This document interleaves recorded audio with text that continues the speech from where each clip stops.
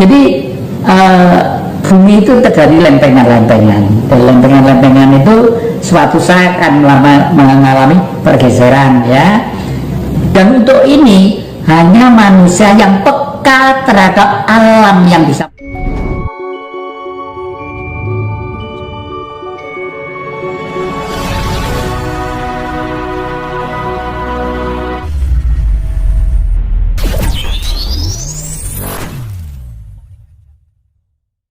Akhir ini kan banyak bencana, musibah bencana. Sepertinya ini seleksi alam sudah mulai. Ya. Bagaimana yang jadi agar kita bisa selamat dari bencana musibah yang akhir-akhir ini sering terjadi? Ya, alam itu mempunyai karakter dan mempunyai sifat dan mempunyai hukum, ya. Oleh karena itu di dalam buku saya yang 2018 Ya. itu judulnya Jagat Merenovasi Diri. Jagat merenovasi diri. Merenovasi diri, dan di situ saya tulis angkanya, manusia akan disisakan 27,3%. Kalau angka itu saya tanya siapa? Tanya pada Tuhan. Lu Tuhan lu takoni lu, selama ini yakin itu apa? Enggak tuh tanya ya. Jangan sampai Tuhan rawon yang enak di mana, nggak boleh, tidak boleh. Tapi yang penting-penting saja lah. Karena apa? Karena bumi itu ini masih lumayan akhir ini, ya. Bahkan dulu bumi itu pernah meledak. Itu meledak sekian ribu tahun yang lalu, juta tahun, nggak tahu ya. Itu karena magma ini di tengah-tengah bumi, api lep, dan bumi masih belum kondusif. Belum ada batu-batu, belum ada akar-akar pohon, belum ada tumbuh, meledak,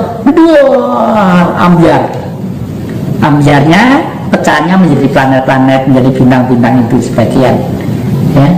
Lalu karena api itu mempunyai sifat menyerap, ya, terhimpun, terbentuk lagi menjadi bumi. Nah, pada waktu terbentuk lagi menjadi bumi, Sang Mahananti itu pengen berada, bahasa saya pengen berada di tempat dolanan ini mau, gitu lah, ya. Saya kedolanan yang maha itu nggak sering iso, nggak bulan iso, nggak bumi ya termasuk dolinane. Karena supaya beliau itu romantis dan tahu dolanane, beliau berhidup jadi kita ini yang disebut Tuhan, gitu lah, ya. Jadi bumi itu terjadi lempengan-lempengan, dan lempengan-lempengan itu suatu saat akan mengalami pergeseran, ya. Dan untuk ini hanya manusia yang peka terhadap alam yang bisa menangkap, peka terhadap alam, ya. Dan jangan takut mati oleh karena alam, tak boleh, ya. Nanti kalau kita takut mati oleh alam, hati-hati perlu, menjaga ekosistem perlu. Tapi kalau kita takut mati oleh alam, akhirnya itu emosi spirit kita menjadi spirit yang sudah mulai error, karena ini mempengaruhi pemilihan kita. Kalau mati nanti roh itu tidak membawa apa-apa, membawa ikat ini ndak, membawa cincin gini-gini ya ndak, bawa anu ya ndak, baju ya ndak, gitu. Bahkan daging, tulang, tubuh, urat saraf, otak, mata kembali ke sang peminjam. Siapa yang meminjami? Bumi. Ya. Bumi. Daging ini dipinjami tanah, tulang dipinjami air, ya. Lalu darah dipinjami api, lalu udara yang kita hirup dipinjami udara. Makanya kalau malam, karena kakek itu sudah tua, udah diem gini, tangan saya begini, pasrah. Nah, akhir-akhir ini ada bacaan yang enak sekali.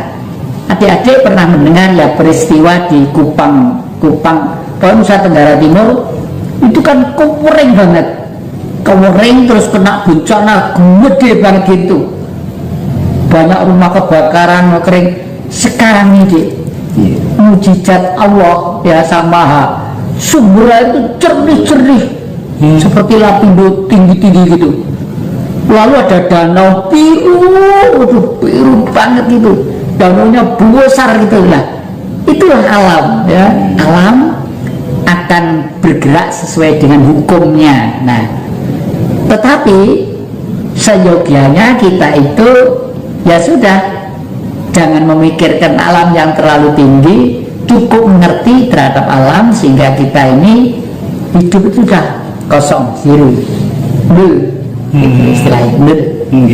Makanya kalau saya bilang begini ya, itu kalau saya misalnya ditanya seseorang, enggak, kalau misalnya saya mencari barang saya yang entah HP di mana tuh pernah di rumah ini, rumahnya kan gede panjang itu, mencari HP, mencari di mana tuh nggak ketemu, cucu-cucu kuliah semua. Saya begini, tanya kepada Tuhan, tangan saya begini, nah kenapa tangan saya mesti begini? Jadi begini tuh mengenalkan diri, nol gini, tek lah itu gini, tangan ini untuk misalnya begini, saya ke sana ya ada di sana, ternyata taruh di atas kulkas. Kemarin itu seperti itu gitu loh ya. Jadi semua bisa melakukan seperti itu, cuma kebiasaan bisa benda. Oleh karena itu kebiasaan itu sudah ditulis oleh leluhur kita dengan biasa untuk berperilaku angen-angen bener, pikiran bener, tutur kata bener, pribadi bener, bergaul bener. Nah, ini yang perlu dijabarkan secara umum. Ya. Angen-angen bener. Sebelum ada pikiran itu ada angen-angen. Ya. Semua adik-adik punya angen-angen. Tempatnya di otak sebelah belakang. Ya. Kalau adik-adik atau kita atau kakek perutnya lapar, mesti pengen makan karena punya perut menggerakkan saraf menggerakkan otak, baru otak bekerja. Mau makan apa? Karena di rumah sendiri, makan di meja makan, wah ternyata belum masak karena pada repot kayak gitu ya. Lalu wah kalau gitu cari makan keluar aja karena cepet keluar, buka dompet dulu ya, buka dompet dilihat dompetnya ada duitnya pada gitu, itu ya. Jadi kerja otak ini sebenarnya ada, terus itu untuk kepentingan pribadi. Tapi pribadi tadi itu akan terhapus semua kekeliruan dan kekilapannya kalau pribadi ini kita persembahkan untuk kepentingan bangsa dan negara. Gitu ya. Bangsa dan negara. Mungkin orang-orang di Kupang sana yang kepanasan ke segala macam, waduh boleh dikata makan aja sulit ya. Untuk Bapak Presiden itu harga bensin sekarang sudah disamakan ya. Ini itu udah, lalu dimanapun sudah mulai dipasang tower-tower, lalu jalan-jalan supaya lajunya enak, dan pergaulan internasional pun tetap harus kita jaga karena sekuat-kuat nasionalisme masih tetap akan rapuh kalau kita tidak mengerti pergaulan internasional. Meskipun kebangsaan ini harus ditaruh di nomor 2. Di zaman Bung Karno tahun sekitar 60-an ya, urut-urutannya Pancasila itu seperti ini. Nggak sekolah pun bisa ngapalin. Lah ini besok kalau kita itu sudah ada kesempatan atau pemerintah ini sudah waras lagi, waras betul-betul waras ya, dalam arti sebagai alat negara ya. Susunannya itu gampang, 1 ketuhanan yang 5K, ketuhanan yang Maha Esa, kebangsaan, kemanusiaan, kerakyatan, keadilan sosial, titik. Nggak sekolah pun ngapalnya pinter. Dirubah menjadi kemanusiaan nomor 2 itu kan pengaruh tahun 74 oleh Orde Baru karena dimotori oleh blok barat itu, khususnya Amerika ini. Waduh, jangan bangsa, yang paling utama di dunia itu manusia. Yang harus diutamakan itu harus manusia. Karena isinya manusia butuh makan, butuh sekolah, butuh, kelihatannya bener. Tapi di kitab-kitab suci itu bukan manusia diutamakan, kalau manusia diutamakan akhirnya menjadi perilaku politiknya liberal, bebas, akhirnya menjadi binatang. Manusia itu kalau diberi kebebasan dia berubah menjadi binatang secara tidak langsung. Iya, betul ya. Ini yang ada titipan pertanyaan dari teman-teman, minta dijelaskan tentang ilmu sabdo dadi ya. Sabdo dadi itu adalah bisa diucapkan oleh siapa saja, Ya. asal manusia itu mau begitu sadar sebagai manusia, itu mulai menata dirinya untuk menjadi cahaya Tuhan. Bahwa dirinya adalah Tuhan tadi itu deh. Ya. Dirinya adalah Tuhan tadi itu. Memang Tuhan itu kita ini adik-adik Tuhan. Cahayanya kalau Allah terus alam itu ya. Nah, engko lek wis wong kulino sak munine mesti dadi. Aku wis gak oleh muni macam-macam deh. Gak oleh muni macam-macam. Meskipun kudu kereng lho, Dik. Iya. Hidup itu harus kereng ya. Karena apa? Karena dunia ini sebagai orang politik ya. Politik itu tidak harus berpartai politik, tapi semua kegiatan itu harus dilihat dengan kacamata politik. Kegiatan ngaji rasa itu manfaat ora untuk kepentingan negara. Buat saya manfaat. Manfaat. Minta cerita dengar mau menyebarkan, datangi para finispo nanti di Kediri di macam-macam gitu untuk disebarkan sebagai wawasan gitu ya. Lalu apa itu setelah itu supaya seseorang itu mandi, Iya. yaitu mau kudu latihan rilo, sabar, terima teman, jujur, pasti berbudi luhur. Berbudi luhur sak ucape iki mesti bakal selakon. Itu kuncinya ya. Iya, iki aneh iki.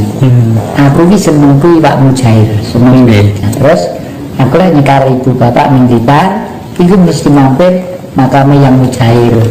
Karena ikan Mujair ternyata ya enak, sedap, terus gizinya akeh, anti kolesterol, gini macam-macam gitu. Nah, terus suatu saat Mbah Buyutku Dalang itu dimakamkan di satu desa. Desa ini tonggoku sebelah etan rono. Karena dalang dan karena tempat itu tempatnya orang-orang fanatik beragama, tidak boleh ditaruh di situ. Tidak boleh. Dan itu jangan dirusak sih. Makamnya dirusak. Iya. Karena dalang itu ngobong menyang, dalang itu musik sirik, wayang-wayang dianu segala macam gitu. Kalau dirusak, wong pirang-pirangan itu deh, gila kabeh. Lanang wedok, sing padha ning pesantren gila semua. Gila. Sing wedok iki nyinden turut dalan, sing lanang iki mendang karo jogetan turut dalan. Terus karo tokoh-tokoh agama kono digolekne wong pinter. Mulai teko Banyuwangi sampai tekan Banten. Satu pun tidak ada yang bisa. Cuma ketoke diwaca karo wong dingin. Oh ngene lho. Iki ana dalang sing ning desa Tabungan. Itu yang putri itu dalang iko fotone Mbah Putri, sing Mbah Kagunge ya dalang. Iku sing dimakam nang kono iki ibu bapake iku dalang loro iku. Wis njaluk ngapura nang Mbah iku jenenge Mbah Darmo iku. Mbah Darmo jenenge Mbah Darmo gitu lho. Terus akhirnya rono Bang nyuwun pangapunten lari-lari kembenger nika kirang sopan menapa ngrisak makamipun Mbah Dalang. Mangke sampun dipun dandosi ingkang sae, terus nyuwun tulung menika pripun supaya saged sadar malih.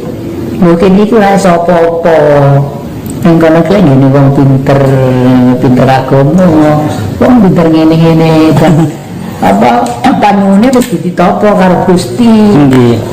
Anu ngapunten yang sampun 14 tiyang saking mriku ngartos dugi mriku boten dawuhipun nggih yang saya wis lek pancen trombone engko teko kene kae ning sumur mburi iki ana banyu.